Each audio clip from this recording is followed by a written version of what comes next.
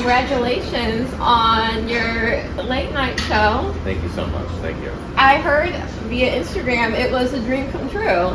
Yeah. It was. I love making shows. It was so cool to get to pull my friends together and to get to make something with your friends for other people. It's so fun. Did you always think about whether it was an actual series of shows or multiple shows of being not like behind the scenes with writing and actually being a host? Yeah, I mean, I think I've thought about it in a long time as a potential goal, especially because you have dreams like I want to write on late night, and then when you hit those dreams, you're like, oh, wow, I'm lucky enough that I achieved my dreams. So what's the next thing? And as I thought about it, hosting is definitely on the list. When I was a little girl, I didn't have imaginary friends. I had an imaginary audience, and I had a fake show called Buy the Bug. So that's a funny goal as well. What was your favorite part of the show last night when you were putting it together, and then when you were actually executing? Was it the same favorite part that you thought it was going to be? I don't know. What was your favorite? Yeah. My favorite part was when we rehearsed through it. It was all there the way we thought it would be.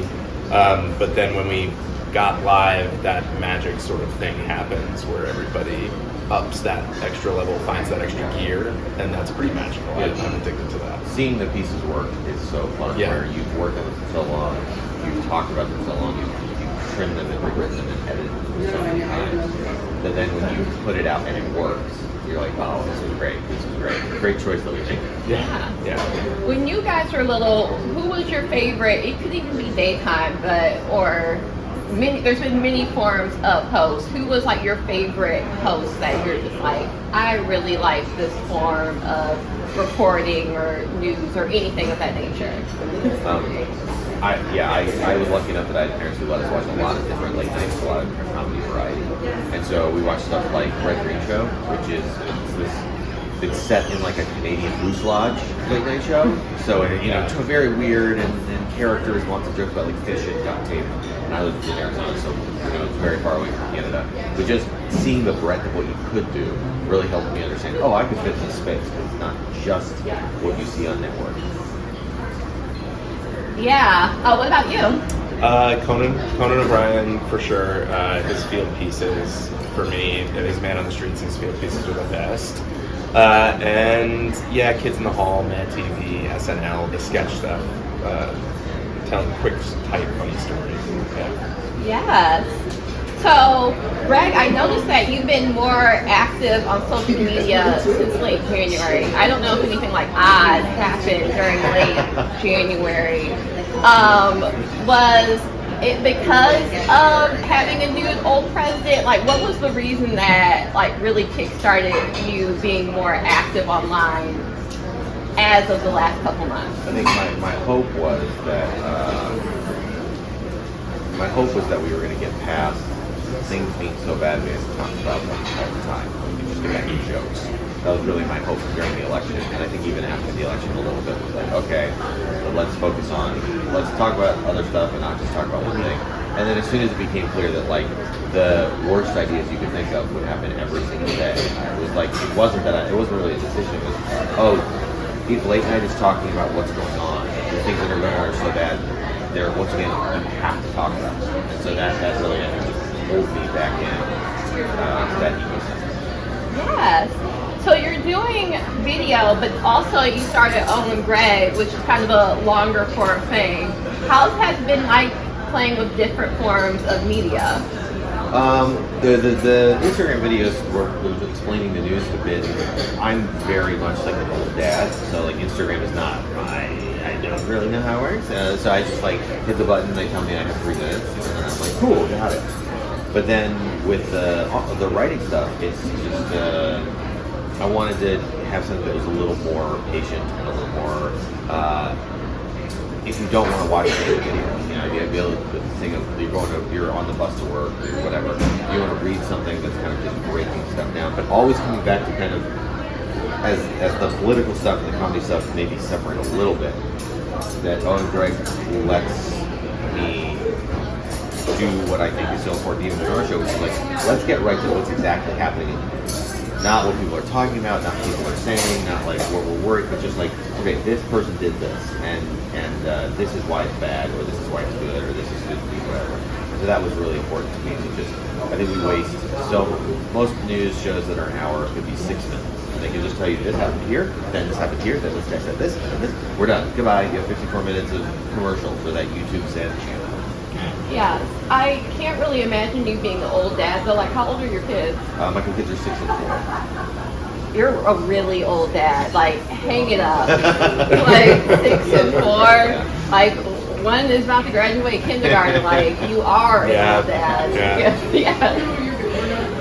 For you guys being friends that write sometimes, does that happen organically, or is it a text like, oh, my kid is just in grad school now, do you want to just write something together? Like, how does it happen organically, or because you guys are busy, it's like, oh, let's catch out sometime, or have like a writer's retreat? How does that go? It's there's a show, there's an opportunity to make something together. That's really the impetus for it. So for us, it's usually we're working on our own stuff, and how's it going, and it's more like friend chat therapy.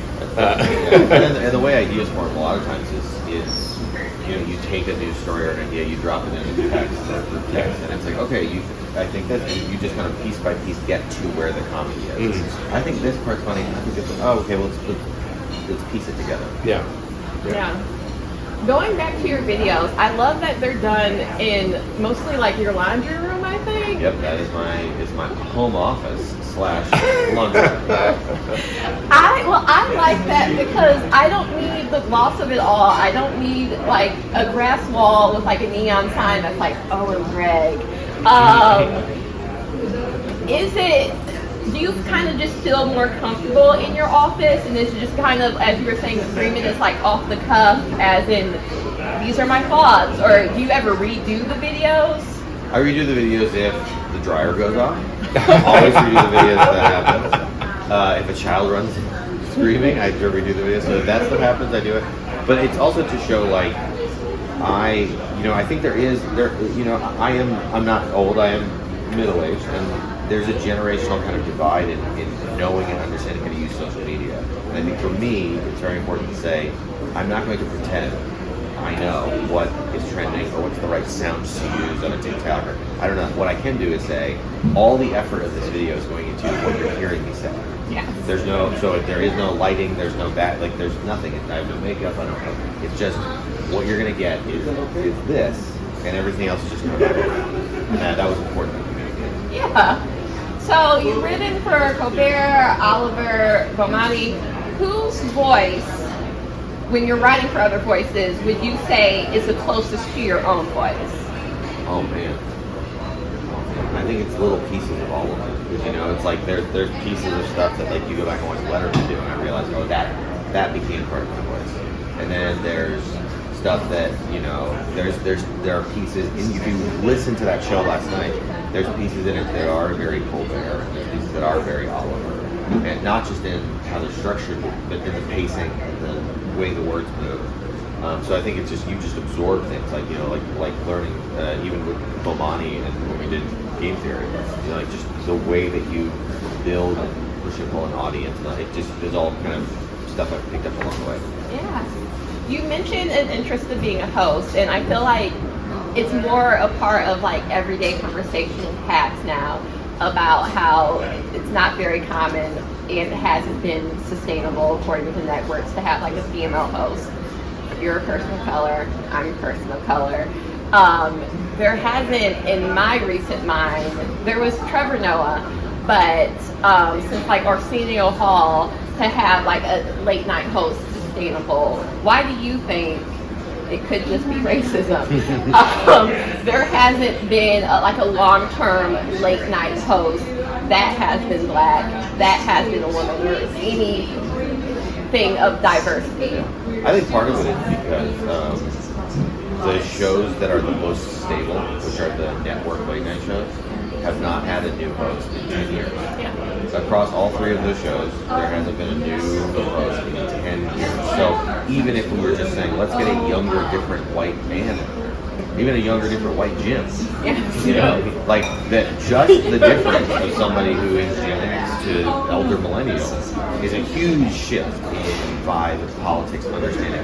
So we've had the last time that we took one of those big seats, and obviously, you know, Corbin flipped over, but like these shows like Kimmel, Fallon, Colbert, like those 3 shows, which are the most protected infrastructure-wise, where if you needed time to get off of on your feed, they had the last time those switched, Obama was president. That's how long it's been since we've tried. So I think it's that all the people who have been different, who have gotten shows, they were getting a show that was still getting going itself. So we were teaching the driver and building that up. From places that abandoned the idea of having a show at all. Right. So you were doing 6 episodes over 3 months, no room to build an audience.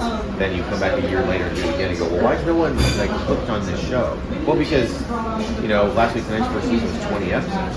Yeah. So it's like, so when someone decides to do that, when they want to build a car, then once you build a car, then even when the host leaves, the car keeps working. So I think if you put somebody into any of these new spots, you have such a protection for them that they probably would succeed. Yeah, and you have to be like gifted a show. Like it's like, oh, we're passing it down. It's not like, oh, here is a new show. And those last a very short period of time. And you also have to think streaming. You have to think, oh, what's going to be our random spin-off? It's a whole icky model. Yeah, luckily for me, it's just like do the jokes, like sit in the desk. Yeah. You have Young Jedi, which is so different than late night, or maybe it's the same.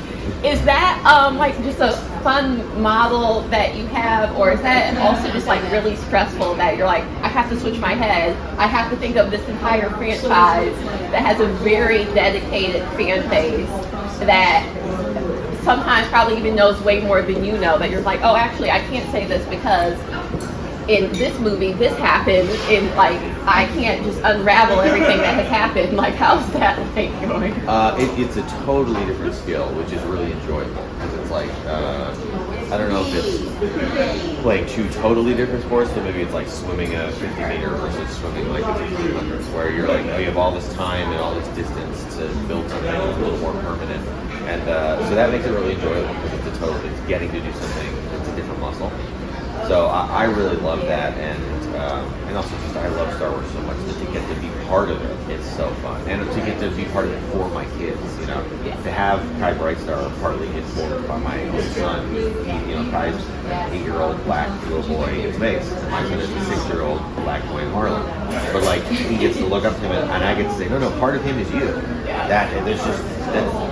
I would never in my wildest dreams think that would happen. That's crazy. For both of you, you're doing crazy things every day. What is another, we would call it crazy, but it's quite possible that's something that you would just love to do? I'd like to reboot Studio 60 and Sunset Strip.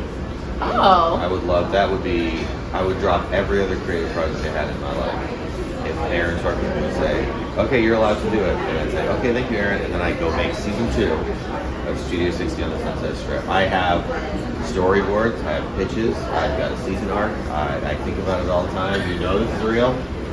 If I could do anything in television, it would be, please, please, please, let me remake Studio 60. What about you? That is crazy. Mine is ambitious, but not maybe to that amazing scale. I have scripts. We all have scripts and features and shorts, and I need to find the piles of money to then go make them. That's it. You know, just want to go and make my stuff. Yeah. So is it really that writers always say, and there's always the advice to writers, that you really will just write every single day, even if it's just for yourself? Yeah, you have to be right. Yeah. You're not happy. I mean, you don't always write every single day, and on the days that you don't, for me, I feel unhappy and jittery, and I need something's wrong today, and I need to go and do it. Yeah. Sometimes I'm writing good, like build-out pieces, and I'm just scribbling down thoughts as I'm walking through the subway, just like, this thing about this. Interesting. And do you have to be in like a perfect spot? Like, do you have to be in the laundry room, office, or do you have to be in a perfect environment? No, if you're a late night writer, you aren't allowed to. Yeah. Like if you're a late night writer, you do not get to pick how you feel. Because someone comes in and goes, 10 minutes, I need all these jokes, and you just say, okay. And you just have to be okay. That's what we say, like, the writer's block is not real. Because we've all been in this situation where they're like, you have this much time. And the answer is never, but I'm not at it's not my morning page day. It's like, okay, I will write this for you in this hallway right now. Yeah, it was one of the most pleasurable things about being on a show is the joy of realizing I need something in 30 minutes. I have nothing right now, but it will come. It comes out. You find it. Yeah, that's the difference. Is knowing in the back of your head, like, I'll get it done. Yep. For sure. Awesome. Well, thank you so much for taking the time to talk to me. This was Thank you. amazing.